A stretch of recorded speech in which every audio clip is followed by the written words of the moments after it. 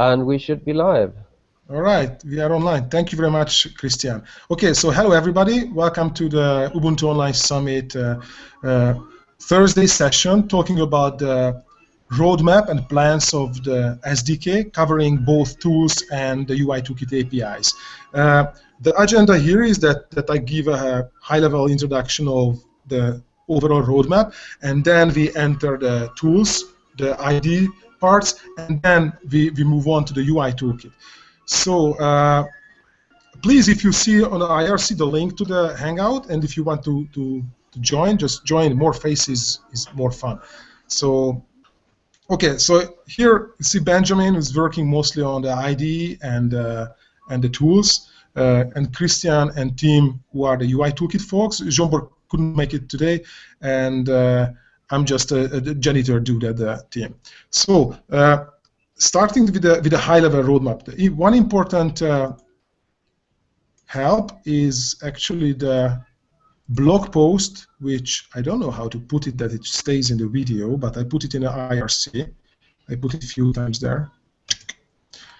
So this is actually the retrospective and the history of our roadmap. So where we are coming from, you can see direction from there, and what is the 1510 target. So the highlight and the keyword for 1510 is convergence. So in this cycle, we will move the UI toolkit from the touch world to the desktop environment. And that will mean mostly fixing our components, fixing our features, fixing our user experience, to make the components and make the UI toolkit available for desktop application development. And hello there. And from the point of tools, the main target is to decouple the SDK tools from the Archive Qt dependencies and make the same user experience, same developer experience available from 14.04 LTS release all the way to the development release, and possible to other flavors too. So this is the highlight of the roadmap. Starting off with the tools, as I mentioned, the core of the SDK tools is the ID, the Qt creator. The point of an ID, as many of you know, is to attract entry-level developers and to make power users' life easy and comfortable. So it's an ID to make life easy. That's the whole point. The features, there are a few new features you can expect to be polished and introduced in a new release. One is what we were discussing yesterday, is the Ubuntu component store, so that you can create an application from template, or you can just open an application and you can inject components or modules and libraries from the component store, and you can push your components to the store. So it's an interface for collaboration, which was so far a missing bit from the SDK. So integrating that one. I'm very happy that Akiva is here, because he's working on one other important feature of the SDK. That's really top priority for us, to enable direct autopilot, so functional testing. It means that we really want to encourage application developers that don't focus only on functionality, focus on quality, focus on ensuring the functionality. We all know that in market application markets and app stores, that 85% of the applications are junk, like pointless, useless, crappy bug sacks. So we really want to prevent that. And one way is to enable high quality autopilot coverage for the new applications. And that can be done only with providing easy-to-use user interface. So you can just simply create an application and say that, okay, I want to create autopilot tests for it. You create it fairly easily, and you can run it anytime on the device, off the device, in the emulator. So this feature is coming from Akiva, and we do our own cage fight with him to make it really work. One challenge with that plugin is that we are upstreaming the plugins we are working on. So we managed already to upstream the CMake plugin. We try to push our own Ubuntu plugin. So whatever we create should be compatible with the Qt Creator upstream standards, and that's not easy. They are really, really tough guys. They have really high standards of like coding style, coding quality. So we need to make Akiva's code shine and be pretty. And so the next target of decoupling the SDK tools from the distro. What does it mean? It means that Qt is moving on. So Qt Creator is moving on.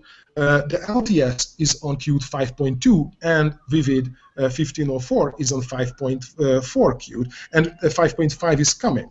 And the Qt Creator, we are right now on 3.11, and the 3.4 is already out there. But the problem is that the 3.4 is not compatible with the 5.2 Qt. Yeah, I guess, I'm not sure if you follow me, but the problem is that we just simply cannot maintain and cannot release the same SDK tools for LTS and for Vivid. So what can we do? One thing we can do, we remove the Qt dependency from the SDK. We create a big Qt SDK-like package, and we install it as a big application on LTS, on, you name it, even on Precise or even on Debian, whatever what supports the Qt SDK, and it's a lot. Even OS X is a good target. It's a side effect without effort.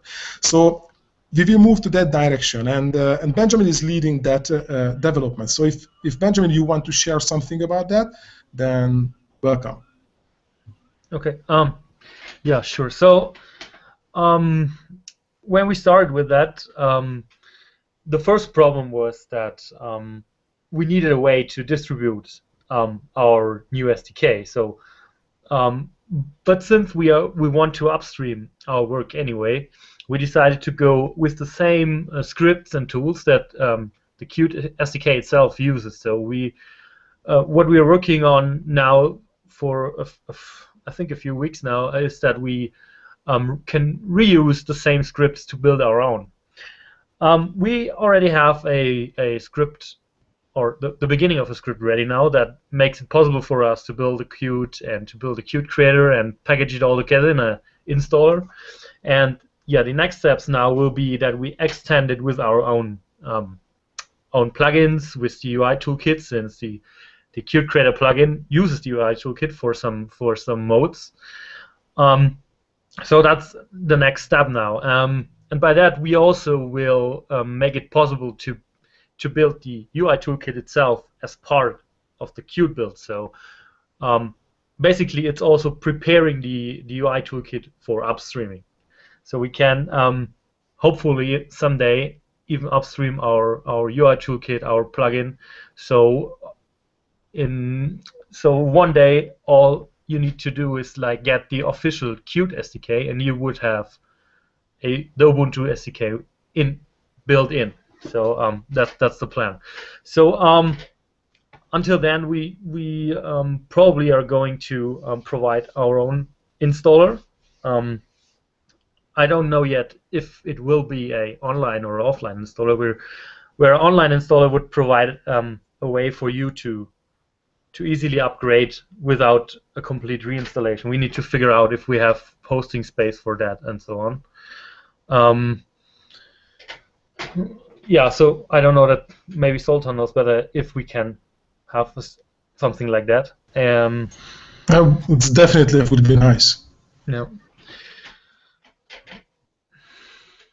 So I think one detail which we didn't unfold yet is that creating this single package of SDK, first to make the builder, to make the whole environment for it, it's a very exciting exercise which looks very similar to what the Snappy SDK is going to be. So to creating a pretty detached core builder and pushing the frameworks, pushing the dependencies from different sources there, and then to create an application in a pretty isolated and compact package. That's pretty much like creating a big Snappy package. So it's a great exercise from that point. And and the other one is that we really do need to make the UI toolkit upstream ready. So if we want Qt Creator and our plugin, so Ubuntu SDK is the user of the UI toolkit. You can see it on the device page, you can see in the publish page that we use the UI toolkit. So UI toolkit is a dependency for the Ubuntu SDK, and that means that we really need to make the UI toolkit buildable and installable together with the Qt SDK, so the Qt upstream code. And this is a pre-work of upstreaming the UI toolkit to the Qt, which is one of our big ambition. So it's big work, it's a heavy work, but at the end we will really profit from it. So we will have like the first snappy desktop application, we will have a snappy builder, we will have an upstreamable UI toolkit, and we will have a decoupled SDK which just works on several releases. It's a very ambitious plan, but I think it's doable. So yeah, I think the tools we covered quite well. So like back in the highlights, it's the component store, Ubuntu component store, the autopilot plugin, decoupling from the distro Qt dependencies, and packaging the whole SDK in a civilized Qt SDK way. So these are the highlights. As we mentioned, the UI toolkit. Now moving on to the UI toolkit. So soon I will hand the stage to Christian and Tim. So as you can see in the roadmap, the 1510, the big number is 1.3 release. So in this cycle, we will mostly focus on convergence. And so yeah, we all know that we ship the UI toolkit for touch environment, and it's time to make it offer as complete and as fast for other form factors with devices with other capabilities, and that's the capability. That's the keyword here. So Christian, Tim, in whatever order you want to talk about the highlights of the upcoming features of the 1.3 release of the UI toolkit. Yeah, I can start. So well, obviously as Zoltan said, the main thing for the upcoming time is convergence. There are some things that we are working together a lot with the design.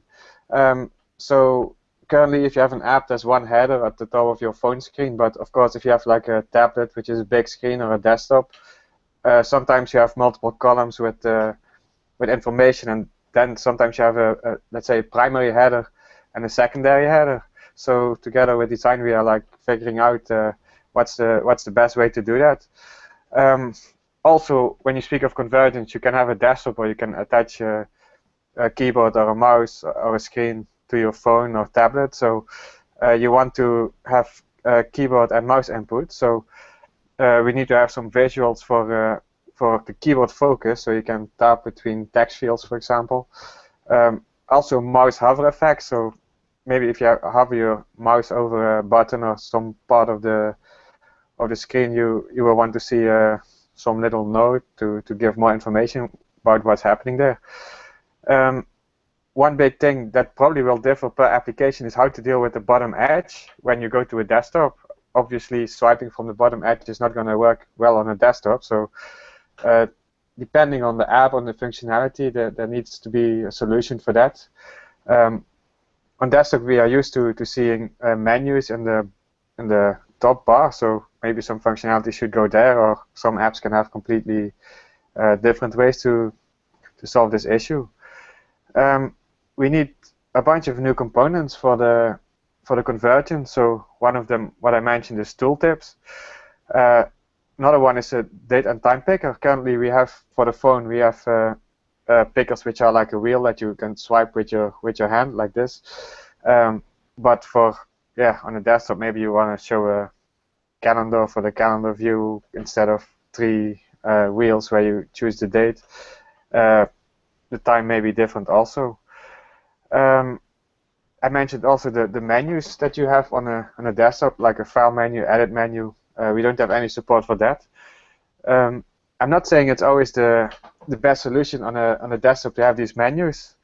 I think many apps that are designed well, they're they're very similar. They can be very similar on the phone, tablet, and desktop. So when you attach a screen, to your phone, you still know that you still know where to find all the functionality. So it's not completely different, but some applications may need completely different layouts on a desktop than they need on a phone. Yeah, I was speaking about having some apps will have a main header and I don't know how to call it, a subheader or secondary header.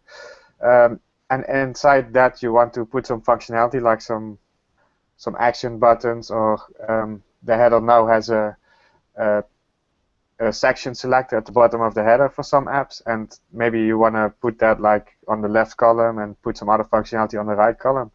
So I'm currently working on having separate components so that the app developers can choose which component goes where depending on the current layout and the current form factor. Yeah, those are at least the new components that we thought of now. Maybe more will pop up later. And yeah, I think Christian has some more things to say about behavior on the desktop for convergence. Yeah, so I think as far as new components, you covered pretty much everything that's planned. And in addition to those, there's going to be a few tweaks. For instance, whether you have a desktop or you simply attach a keyboard to your phone, you expect to be able to use, for instance, Tab or Shift Tab or possibly arrow keys to be able to move between components. And right now, that's not something, since for the touch case, it's not really a use case. That's not something that we have. So, for instance, checkboxes and switches wouldn't normally take focus on a touch device, but if you use a keyboard, you need to be able to actually switch between them, and yeah, need them to be selectable using your return key or space key, for instance, and reflect that they're actually taking focus. I think that's the main thing. There's going to be a few details here and there that I think we'll share once we're actually solving those issues, and some of this will be provided by the latest Qt upgrades that are to come, and yeah, should be pretty transparent, I think, for most applications. There's one question on IRC by Balloons. He's asking, he's curious how much the components you use will adapt for you. So what I think that you mean is if you have a phone application and you connect the screen and the keyboard, how much will the components change for you? I think they shouldn't change too much. I was saying before that many applications that they will work well in a convergent way if they are not changing too much. So a button will stay a button, but when you connect the keyboard, there will be a focus highlight, so you can see which one is focused, and if you disconnect the keyboard, you don't need to focus anymore. So those will be small things. When it comes to the header, for example, if you connect a big screen and you have a completely different layout with multiple columns instead of a simple page tag on a phone, it really depends on the application in that case. So we have Ubuntu component layouts where you can define the different layouts for the different form factors, and well, what goes where in a different layout, that is something that the app developer will have to solve. But yeah, the small components like buttons and checkboxes, those will stay almost the same, maybe the same. They won't change too much. There's one current example of behavior that's actually already in place, which you can see if you notice the text field on the touch device actually has touch-specific handlers to make it easier to operate, but they don't show up if you use the same code or same application basically on a system which doesn't have a touch screen. But yeah, that's an example of I think a nice and subtle change. I think also most applications will really work best by doing little tweaks like that. And for instance, using a part of the phone layout to actually build the bigger layouts for tablets or desktops or maybe even a TV. So you don't completely change the whole layout, but maybe adding things as needed. Yeah. Well, there are two questions by Nicholas on IRC. I will start with the second one because that's really easy to answer. If there are any official design documents which the community can use to follow the convergence ideas, there are. I will. Let me see. I will post a link on IRC. It's design.ubuntu.com/apps, and there are the guidelines. And the other question, well, you are on. I can take that one. I guess I guess you're talking about the tools most of the question. That how big of a independent package are we talking about, considering that we are creating an entire framework which includes all the Qt libraries, Ubuntu components, etc. Can we expect Delta updates to make it easier to upgrade? Very good question. Important note, for this compact SDK package, we will package only the runtime dependencies of the Qt. So only those that will needed by the Qt creator, nothing else. The build time dependencies will still come from the kits. So the kit is going to be the same as it is now, but this SDK package, we try to make it as small as possible, but it's going to be still hundreds of megabytes. So it's not a small package. And about kind of like the image-based updates, I don't know. I'm not sure if we can go for it, but I understand your concern that it will be too big, and with frequent updates, we kill the bandwidth with downloading like 500 megabytes stuff. But Benjamin, how do you estimate, or what do you think about that? Well, I don't think it will be like 500 megabytes, but well, if you have an online installer, I think you can like update the individual components of the installed SDK. So that would be only a problem if we only can have an offline installer. Then you always need to install the whole new installer. Always need to download the complete package. But with the with the maintainer tool, as far as I know, it can download only what has changed. So it's basically Delta updates.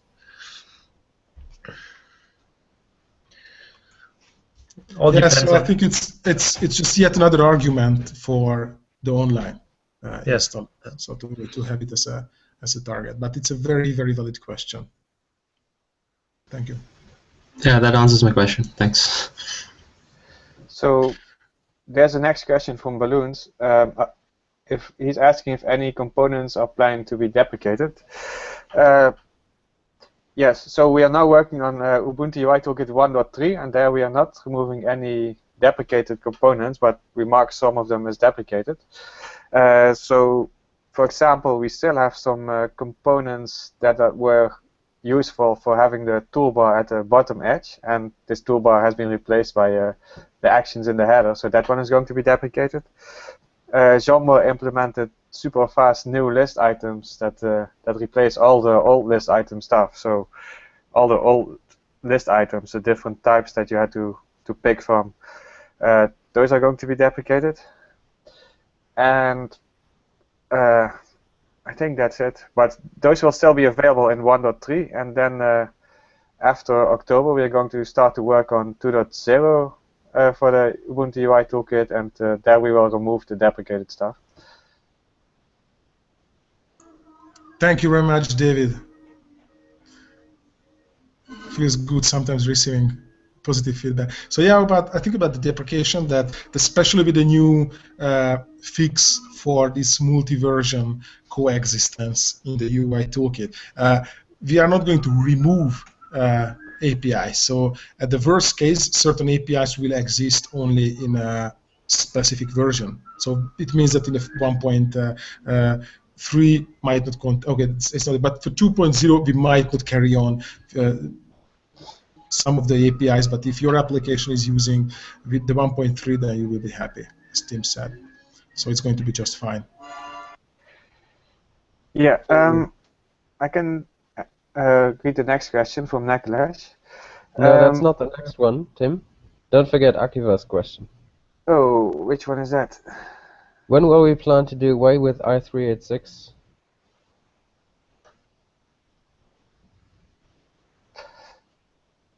I don't know. Maybe To be honest, I don't know if that's particularly relevant to the SDK as such, since I suspect that rather depends on where the actual phones or desktops are going. Well, it's just another compile target, so it's not a lot of extra work for us.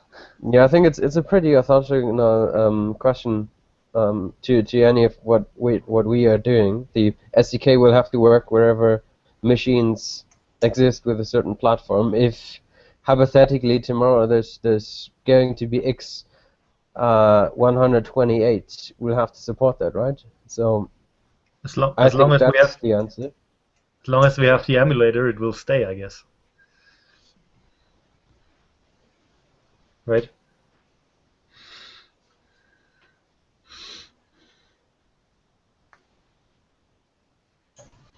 Yeah.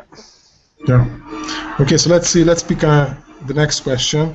Oh, Naklesh, Akiva, you can actually talk here if you want. It's yeah. You can ask. Yeah, we didn't want to interrupt when you guys were talking, so we just figured, okay, we'll just add a question to IRC. Yeah, I'll just go ahead and ask your page stack question. Yeah, sure. Okay, so yesterday Benjamin from the design team was talking about the 40 and 50 grid units. So on the phone, you could have a 40 grid unit design, and on the desktop, the app developer may not have to redesign his or create a new layout. He could just combine 2 40 grid units parallel to one another and use them. And he also showed some designs of the contacts app where it was done. So with regards to the page stack, generally where we have on page stack on a phone, on the desktop, you might preferably want them to be side by side. So would the SDK sort of provide that facility, or would the app developers would have to come up with something else to achieve that? Yeah, for now it's not on the roadmap to automatically like show another column which shows another page, which was in the page stack. It is a good idea to do it automatically, but yeah, there may be some problems because, for example, if you have one header for the left column, one for the right one, we need a way to specify what goes in which header. And also, if you have a page stack which is like 5 pages on top of each other, on the left column, do you want to show the third page or the fourth page on the stack? So those are things that could differ per app. But I can imagine that we can eventually add functionality to the page stack where you can specify as an app developer what you want there. Just for now, it's not on the roadmap yet. So for now, I think the app developers will have to figure out themselves what is the best thing to do. But we have, for example, we have the Ubuntu toolkit gallery app, the showcase. And that uses a similar structure where you have a list of components that you want to show, and then you tap it and you show a different page with that component.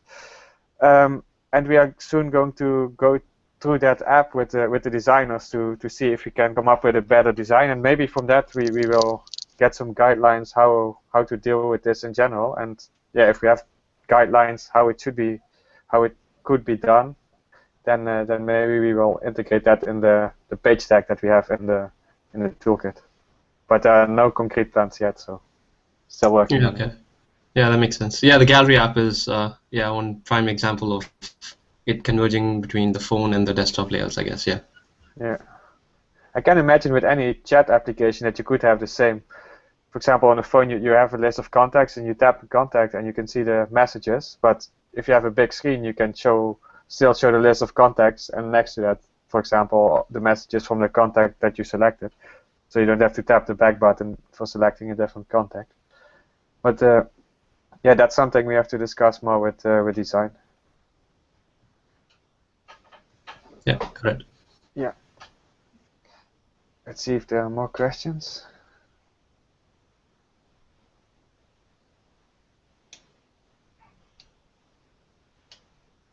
Yeah, Michael Zanetti is saying that what we were just talking about with the paycheck, it's the same issue in the reminders app.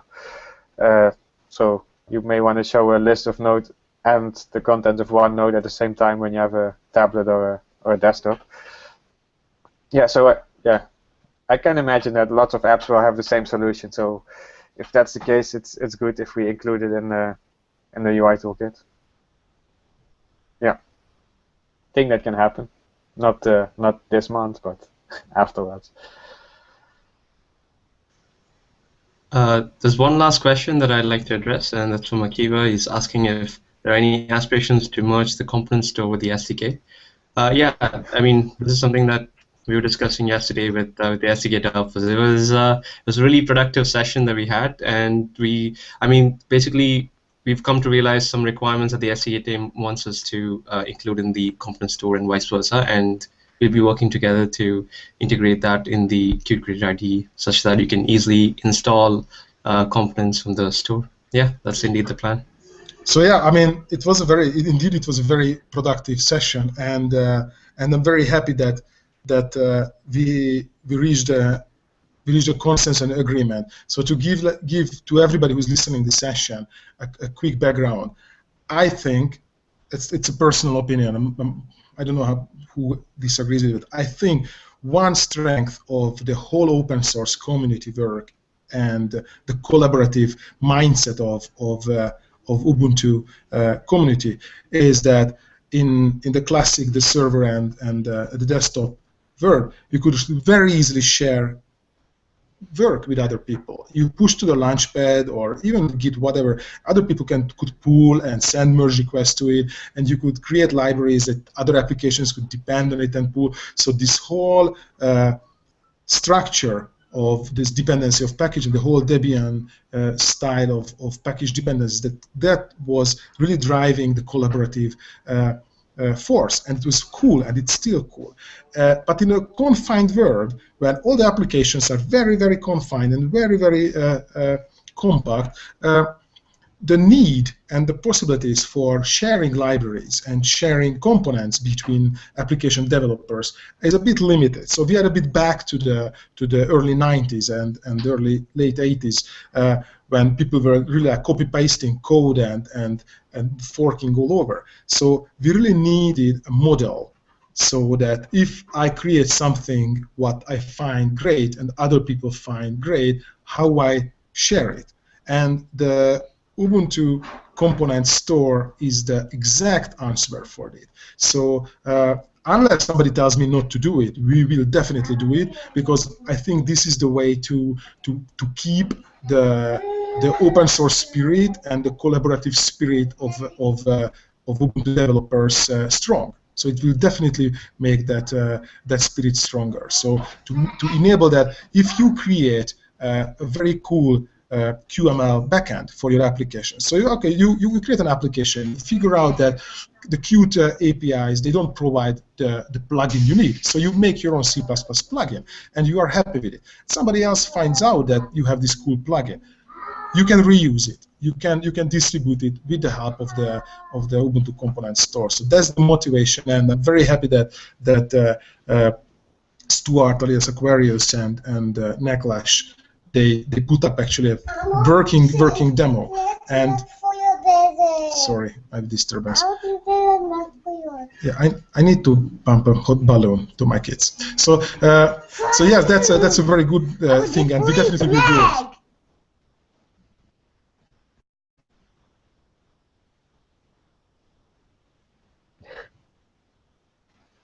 Yeah, I think it was clear. I didn't see the session yesterday, but it sounds like a good idea to integrate it all. I didn't see any more questions on the IRC. Oh, there's one more. Oh, yeah.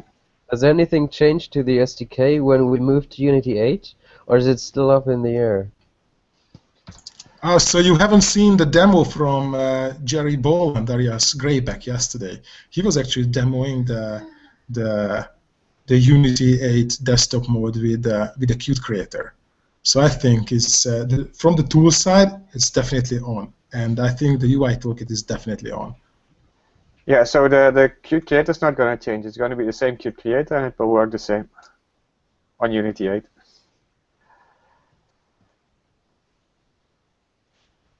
Next question from David Planella. I think it's for Benjamin or Zoltan to answer. I will read it. Seeing the new project templates, what are the plans with CMake? Is it still going to be supported for the foreseeable future, or are we migrating to QMake altogether? Okay, Benjamin, let's share the answer. So first of all, CMake is in. It is supported, and as long the CMake plugin is active in the Qt Creator upstream source tree, it is going to be there. But keep in mind that QMake is the native project type for Qt. So QMake is going to be more featureful, more advanced, more easy to use than CMake. So CMake is there, but I do encourage everybody to use QMake as much as possible. Benjamin, if you want to give a more technical background for that, then please go ahead. I'm reading the questions. Okay.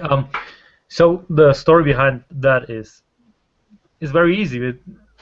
It's the fact that QMake is much more integrated into the Qt Creator as the CMake is, as many of you already have know. So we can support more stuff with QMake more easily, but we need to support both worlds, of course, because, for example, the core apps are built with CMake.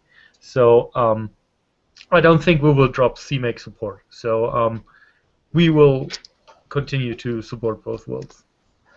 Yeah, there are a few more questions. Maybe, Benjamin, it's best to follow up with the answer to this one, because it's kind of related. I'm reading. That's what I went to the IRC because I've seen a lot of questions on highlight. So well, Marty is asking about QBS, okay.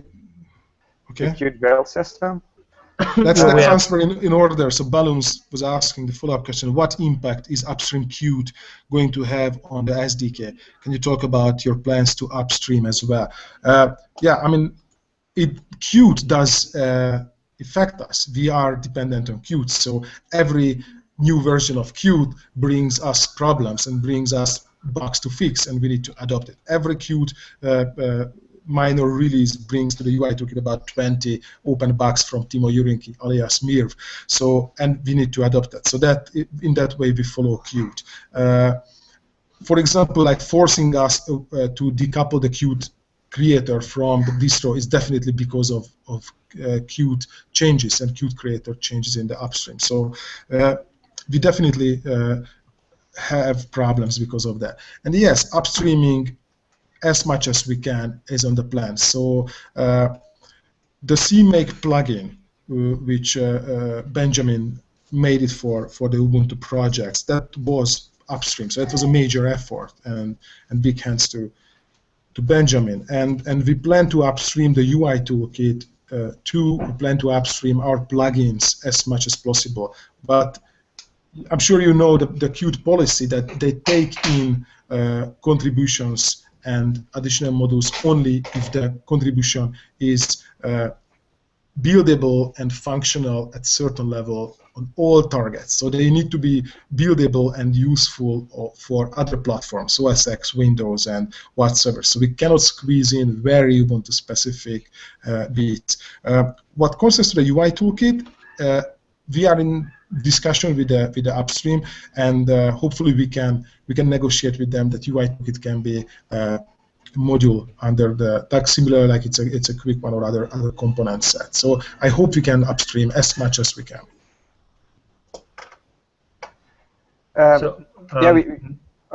You want to follow up on this question, or? So Marty was asking if we have any plans for QBS. So right now we have no plans for QBS, but it's also not like the real. As long as it's not the official Qt build system, I don't think we are going to pick it up. It's not finished, and yeah, I don't think right now we can put the effort into it. I think when Qt modules go to QBS from QMake, then we will do the same. But you can imagine how mature is QBS when Qt modules are not using it. So it's a little bit not there. And Akiva was asking about the QML project, which everybody loves, especially Aquarius. So the problem with QML project is that it's made for prototyping. We were talking with the upstream developers, and we were telling them that we like it. It's simple, it's clean, it's easy to use whatsoever. And they said that, okay, it's not really meant for project development. It's a prototyping project type. And so QML project does not have a build step. So there is no build configuration for it. There is no build of the QML project. So you cannot really do C++ plugins to it. Also, the current master branch of the Qt creator has the QML project disabled by default. So they are really start to discourage the use of the QML project. At least that's my view on that. So. Well, I mean, you remember that looking at the source code, we've seen it that, for example, running an application on a remote device, that was explicitly disabled for QML projects. So that was, it's in the code that if it's QML project, then disable it. So that was, we had to patch it out with a distro patch to enable, and that's not an easy one. And same, also Akiva was asking what are the advantages of a QML project over a QMake project. Simplicity is the benefit, the advantage. It's clean, simple, and it does not need toolchain and doesn't need technically like a heavy kit because it's not built. So you can just simply create a QML project and make a click package out of it, and off you go. So it's no compilation, much easier. You cannot do C++ project plugins with it because that's what's the next question. So there's no way to have compiled code in a QML project. I think there was also a question: what is the advantage? Well, actually, we skipped one question from Marty about the Qt Quick controls. He's asking if there are any plans to align the API with the Qt Quick controls or provide a backend for Qt Quick controls which uses our components. Well, one thing when we create a new component, we always check APIs for other toolkits, and that includes Qt Quick controls. So if there's no good reason to deviate from that API, we don't do that. But well, Qt Quick controls, of course, is also in development, so we had a bunch of components that were not there yet, so we couldn't compare the API. Yeah, we are now going to work a lot on convergence, and well, Qt Quick controls, it works well on a desktop, and some things work less well on a device like a phone. So I think we are going to put some effort in checking out what we can do with Qt Quick controls for the desktop. For example, if you have a menu, we need to implement that from scratch, or we see if we can use the menu from Qt Quick controls, or yeah, well, we still need to evaluate it. But if you want to write an application that works on desktop and use our components and Qt Quick controls together, that works perfectly fine today. So you just need to import both, and you can use components from both. So yeah, but I think now that we are working on convergence, we will look more into the Qt Quick controls to see what we can use or contribute also to the Qt Quick controls for the desktop. There was a question from Akiva about the Golang project support. Golang project was a technology preview mode when we released it, so the platform was a bit moving forward, and the Golang project type was a bit left low on our backlogs. But whenever we will have few days, we will pick it up and bring up to the level. Hopefully, we can do that. So yes, I mean, we have big expectations with the Golang support, especially when Golang will support the creation of shared libraries, because that would open the possibility of creating Go backends for QML applications. As now the Go QML bridge works in a way that's similar to the Qt quick applications, that you actually have a Go application which is using a QML front end. So I hope that this is going to be sorted out, but Go is definitely in our roadmap.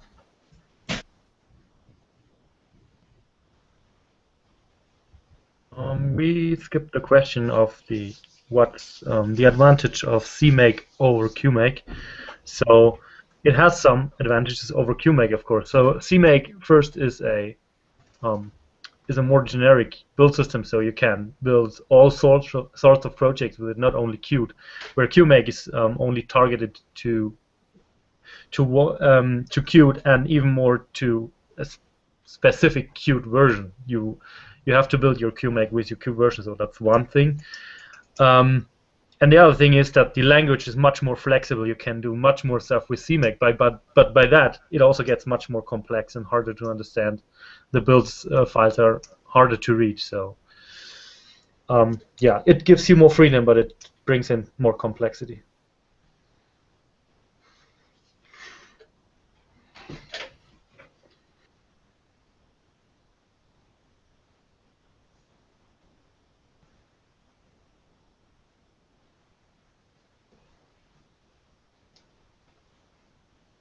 I think we managed to catch up with the questions. Yeah. Yeah, it seems. I've seen in another channel, Aquarius, we see you, dude, that he said that his next project is set up an Ubuntu SDK on the phone and deploy the Ubuntu SDK on the phone and create an emulator on the phone and run it. I'm with you, Aquarius. I'm with you. I think it's possible, actually. It's tricky, but I think it's possible. I would use actually a Nexus 10 as a phone device, like a big screen device with a windowed mode. So and, yeah, which you would emulate what on the phone? i386 emulator. i386 emulator. That would be fun. Yeah, so it's going to be interesting. Why the emulator? I mean, we could then support running on the host, the click package, like this. Yeah, actually, that's one thing I wait for. I hope for to see the Click or Snappy package application support on the desktop, because that would really make our and application developer lives easier. So to really do a native and synchronized and coherent experience. Okay, Amazonetti, in a converged world, we should be able to have the SDK on the phone and cross-compile. Yeah, so that's the case. So it should be the same. So actually, Akiva had another question. You can ask it here in the Hangout if you like. You're muted, so I don't hear you.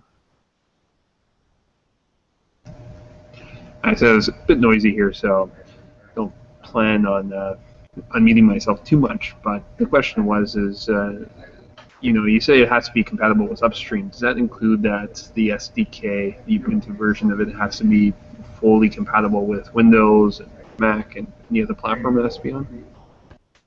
No, not necessarily. What it means is that our code has to build in a way that it doesn't stop a Windows build, but it doesn't mean that the plugin needs to be loaded on Windows. So, it shouldn't fail the build and it shouldn't crash the application. So even if the Ubuntu plugin loads in a Windows Qt creator, it should just be there. Shouldn't cause any trouble. So they don't care if it functions. It's our problem. But it should build and package and install and work at a certain extent. Well, if that is the case, I'm a little bit concerned because I'm running a Q process on there, just running, CD and a bunch of Unix-centric commands. Do I need to be testing this plugin on Windows? Well, I think you could just in the plugin init function, you can just check. Okay, is this plugin running on a Linux host? And if it is, you register all your factories and stuff. And if it is not, then you just do nothing, and you cannot break anything. And then we can from that. So for the first version, I mean, it's always possible that that one day we have time to check out, does our stuff work on other platforms and so on. But our main target is, of course, to make it work correctly for us. Then we can see. We will just shoot if-devs like machine gun. But I take it that a pretty straightforward process, trying to check if it's on Windows or Mac. Okay, let's take the next question. Oh, it seems like we're out of questions. I see a lot of compliments coming. Thanks for the compliments about the SDK and UI toolkit. Yeah, we have 2 minutes left, and let's see, in 7 minutes there's going to be a Q&A. I don't know if there are any more questions, but yeah, maybe the Q&A will be short, but yeah, I guess if there are more questions, we can deal with those there. Yeah, let's have a short break and collect as many questions as you want. But yeah, keep in mind that I actually start to enjoy this online summits. But remember that we are on IRC too. The mailing lists are there too. So I think we are pretty available and easy to reach. Only the time zones are difficult, as most of the SDK developers are in the European time zone. So if you are on a East Coast or West Coast, then you need to wake up early to catch us. But that's possible. If I could just offer my compliments at the end of this. Since working with both you and Z. Benjamin, my ability to code has actually improved by leaps and bounds, and so I'm really happy about your positive feedback, your constructive criticism, and it's really made me a much better coder. So, thank you. Thank you. I guess we have to thank you for contributing your time to our plugin. Thank you very much. And remember, there is a next stage when you are going to contribute to the Qt upstream, because that made Benjamin a better coder. Yeah, you can believe it when people are talking about upstreaming something to Qt. Really, take it as I say, it's not easy. The quality standards are pretty high there, and the guys who are reviewing the codes are really tough, and they really watch every bit, every line, and it's not easy. So it is really a big deal to upstream something to Qt. So it's so that's why we try to follow the same standards for our intake. Right. Yeah. So according to the bot on IRC, the session ended. Okay. So yeah, let's take a 5-minute break and then we will be back. Okay. Anybody who's not going to be back, thanks for attending. Okay, thank you very much, Nekles. Thank you very much, Akiva. Thank you very much, everybody who's listening. Let's go off. If you turn off Kalikela, we can change a few words. All right.